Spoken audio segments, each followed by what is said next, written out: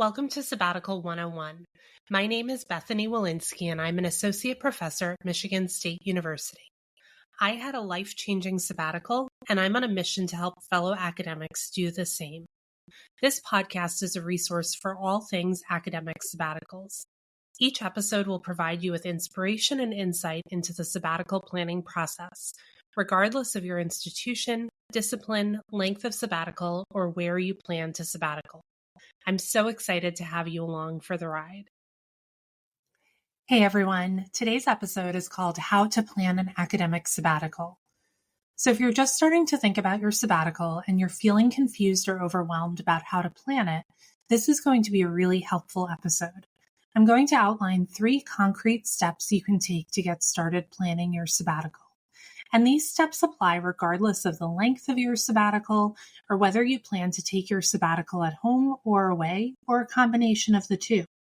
So whether you've already gotten your sabbatical approved or you're just starting to work on your sabbatical application, these steps are going to help you start getting really clear about your priorities for sabbatical. One of the things I want to point out before I tell you more about how to plan your sabbatical is that I take a different starting point than most. And I've found in my work with clients that it really works when you do it this way. Most faculty start planning their sabbaticals by looking at their sabbatical application, which is basically a laundry list of tasks and projects they'd like to accomplish, and which is really all about how the institution will benefit from your sabbatical. In my programs, I ask my clients to start by thinking about what they, not their institution, want to get out of their sabbatical. While some of their goals may be professional, most of us have lives and identities outside our academic work, and people often have personal goals for their sabbatical as well. By stepping away from the sabbatical application and asking different questions about the sabbatical, we make room for personal priorities and goals to rise to the top. I'll say more about that later, but for now, let's start talking about those 3 steps to planning your academic sabbatical. The first step is to explore possibilities and get inspired. This step is actually not about your sabbatical, but about learning about other sabbaticals so you can get new ideas and inspiration for your own. How can you do this? Well, you can reach out to colleagues or friends who have taken sabbaticals and ask them about their experience. You can ask them questions like, what did they do? How did they decide to do that? What was the day-to-day like for them during sabbatical? What went well? What would they do differently next time? What advice do they have about planning or being on sabbatical? Those are just a few of the questions you might want to ask during these conversations. I would encourage you while you're having these conversations to take some notes and then afterwards spend a little time reflecting on what stood out to you from the conversation and what new insight about your own sabbatical the conversation sparked. If you don't have sabbaticals, you can ask, or if you're in a bit of a rush to create your plan, you can also check out my podcast, Sabbatical 101. I have quite a few episodes where I interview academics about their previous or upcoming sabbaticals, and you can gain so much insight by listening to these. As I said before, just make sure you take some notes and spend a little time reflecting on new ideas that pop up as you listen to these episodes. As you're hearing more about others' experiences, I really encourage you to keep an open mind. Everyone's sabbatical is going to have its own constraints, but you're going to learn so much more from these conversations or listening to these podcast episodes if you can try to bracket your assumptions about your sabbatical and really keep an open mind. Maybe you'd really like to relocate during your sabbatical, but you can't. Instead of discounting any stories about sabbaticals away from home, maybe you can listen to those stories for ideas about how to inject short trips into your sabbatical so you can get some of the time away that you long for. So after you've done that, the second step in planning your sabbatical, and I would argue the most important, is to identify your sabbatical purpose and priorities. The reason this step is so important is because so many academics approach their sabbatical thinking that it must look a certain way or that how they should spend their time on sabbatical is somehow a foregone conclusion. We often think about our sabbaticals as kind of the next logical step in our career. But there are so many ways to take a sabbatical, and it's so important that you identify the sabbatical that's right for you. When it comes to identifying the purpose of your sabbatical, it's easy to assume that a research or publishing goal has to define your sabbatical. These are definitely important goals, but the purpose of your sabbatical can go far beyond a research goal, and I hope that it will. The purpose of your sabbatical may be to overcome your burnout, or to be more present with people you care about, or to discern the next step in your career, or spend more time doing the thing that got you into academia in the first place. The possibilities are endless, and the exciting thing about sabbatical is that you're the one who gets to decide what your purpose will be. So, here's how you can identify your sabbatical purpose and priorities. I'm going to list several prompts, and I want you to think about these prompts and then write down your responses. So first, I want you to picture yourself on sabbatical. You might even close your eyes as you do this. What does it feel like? What are you doing? Jot down words, phrases, and images that come to mind when you think about your sabbatical. If it's helpful, draw a picture or create a vision board that captures the mood or feeling of your sabbatical. What kinds of experiences do you hope to have during your sabbatical? Try to keep these relatively broad, like, I want to learn something new, or I want to have an adventure. Again, write down your responses, and if it helps, you might draw a picture or look for inspiration online. Who else is involved in or affected by your sabbatical? What do you hope for these relationships during your sabbatical? What do you want to be different about your daily or weekly rhythm during sabbatical? Where, geographically, would you like your sabbatical to happen? Think of as many ideas as you can. I know that not everyone can or wants to sabbatical away from home, but for now, think about your ideal location, regardless of feasibility, and why this would be your ideal location. What is it about that version of sabbatical that excites you or makes you feel rested or helps you feel energized? Now I want you to picture yourself at the end of your sabbatical. So I want you to think about, what do you feel like at the end of your sabbatical? How is that different from how you feel now? What will you tell others about your sabbatical? Complete this sentence. I will know my sabbatical was a success because.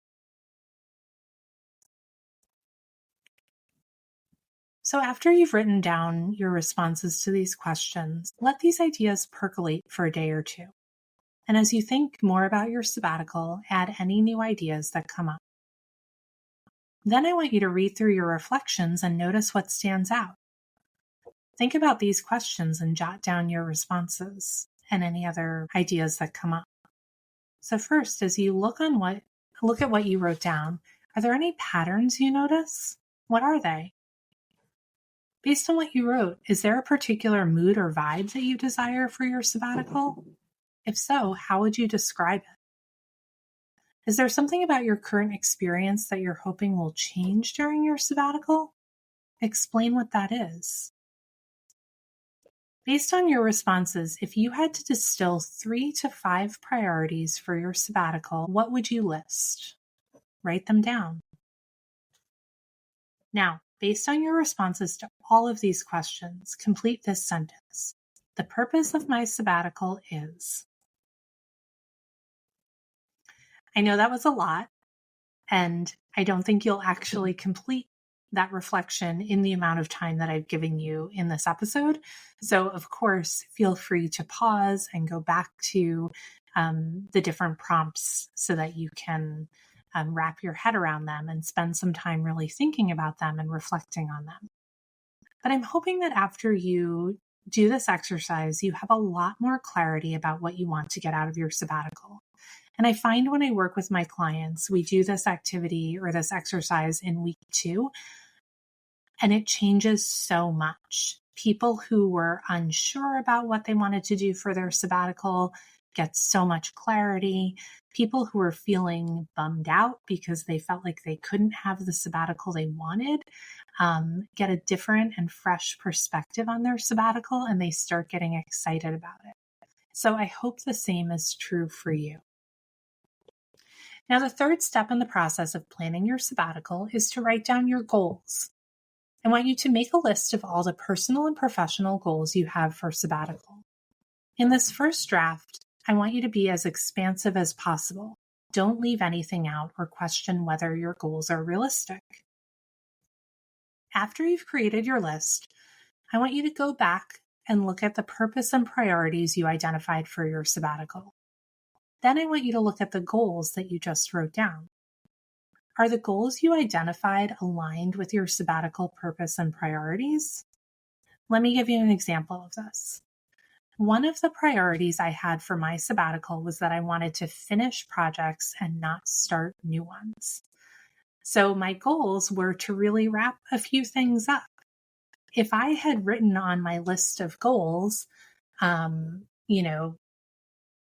start a new qualitative study about teachers' perspectives on play-based learning in Tanzania, and I looked back at my priorities, I might say, wait a minute, that doesn't align with my priorities. I wanted to finish projects and not start new ones. So even though I had that goal, it's something that I eventually want to do. I have to ask myself whether sabbatical is the right time for this. So what I want you to do is any goals that don't seem aligned with your purpose and priorities, I'd like you to flag those and ask yourself whether those are goals you should continue to pursue during your sabbatical. This can be really challenging because if you're a successful academic, you probably want to do more and more. And I'm sure you have so many great ideas for the projects you could work on during your sabbatical. But I want to make the argument that part of having a sabbatical that leaves you rested and ready for what's next in your career is having really clear boundaries around the work that you'll pursue during your sabbatical and being really choosy about how you decide to spend your energy during this time away. So if you have projects or goals that don't align with your sabbatical purpose and priorities, I'd urge you to consider whether you can take them off of your list. Perhaps there are projects you need to move away from because they no longer serve you or align with your current priorities. In my case, I realized there were a bunch of projects that I got pulled into because I'm kind of a people pleaser, and I felt like as a pre-tenure faculty member, I couldn't say no. But those projects weren't things that I really was excited about anymore or even interested in. So as I was planning for my sabbatical, I began a process of slowly extracting myself from the things that I just didn't want to engage in anymore. Again, I know this is complicated, but I also want to remind you that you have limited time and energy in each day. And so every minute you're spending on something that is not energizing and exciting to you or aligned with your priorities is a minute that you're not working on something that is. There might also be things you realize you just need to put on hold during sabbatical and come back to later, and that's perfectly fine too. Now, the last thing you need to do, and maybe this is the hardest thing, is to look at your list of goals and to evaluate whether they're realistic. This is so hard because, again, chances are if you've earned a sabbatical, you are really motivated and productive. I would encourage you to start with your personal goals because, first of all, those are the most important goals from my perspective. And also they might be easier than work-related goals to really evaluate and understand whether you're being realistic. So here's how I go through this process. And this is just one way that you can evaluate your goals. You might have other methods for doing this, but here's what I suggest. So first, I'd like you to print out a calendar page for each month of your sabbatical. If you can print it out, I find that having a hard copy in front of me really helps me kind of see the time. It just makes it more concrete. So you can find templates in Word or on Canva. So print out those pages. And then I want you to block out any travel, vacations, or commitments you already know about for your sabbatical. So in other words, you're going to block off the time that you know you won't be working. Then I want you to pencil in your personal goals. So maybe one of your goals is to exercise more regularly. and maybe you made that specific. You want to exercise 3 days a week. So write that in your calendar. When is that going to happen? Is it Mondays, Wednesdays, and Fridays for an hour in the morning? Block that off. Or maybe you enrolled in a pottery class. Just an example of something I did on my sabbatical. So that's happening every week for 2 hours for 6 weeks. Mark those times off. You may have decided that you wanted to take 1 day a week completely off. Put that on your calendar. Once you have all your personal goals and commitments on your calendar, start adding your professional goals. You're going to need to first break these goals or projects down into tasks. So if you have a goal of writing and submitting a journal article, you'll need to block off time for analyzing data, writing each section of the article, formatting, proofreading, etc. As you do this, you may start to realize that you don't have enough time for all you plan to do. This is when you need to triage your goals. Look back at your list and ask yourself what you can leave behind or pause until after sabbatical. Again, I know this is really hard, but trust me, it's going to feel much better to have a smaller, more realistic set of goals and actually accomplish them than it will to have a long list you know you'll never get to. The latter is a recipe for stress and regret. And why do that to yourself during sabbatical? I also want to caution you in this phase not to kind of lie to yourself about how long things will take. Now, I know that many of us have a really hard time estimating how long it'll take to write a lit review or how long it'll take to format a journal article. I totally understand that, but whatever you do, leave yourself a little more time than you think you'll need. I want to say again that, you're a successful and productive academic. And if you weren't, you wouldn't have earned a sabbatical. So as you pare down your list of goals, remember that you'll be better off in the long run if you do less on sabbatical, but come out of your sabbatical feeling rested and having overcome your burnout, and hopefully having done some things that make you feel like you're a person outside of academia, maybe pursuing a new hobby, or, getting into reading fiction again, whatever it is for you. Your sabbatical won't serve you if it keeps you stuck on that hamster wheel of constant work and overwhelm.